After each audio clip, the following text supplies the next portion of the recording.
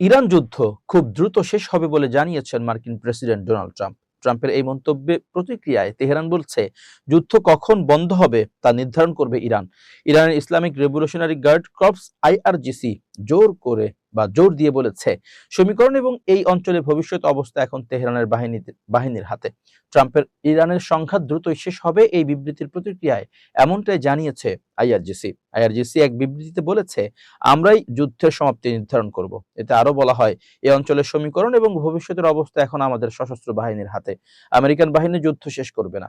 Trump বলেছেন, ইরানের বিরুদ্ধে যুদ্ধ স্বল্পস্থায়ী হতে পারে, কিন্তু তিনি নতুন সর্বোচ্চ নেতা বেছে নেওয়ার ইরানের বিশ্বব্যাপী তেল সরবরাহ ব্যাহত হলে যুদ্ধ আরো তীব্র হওয়ার আশঙ্কার কথাও জানান।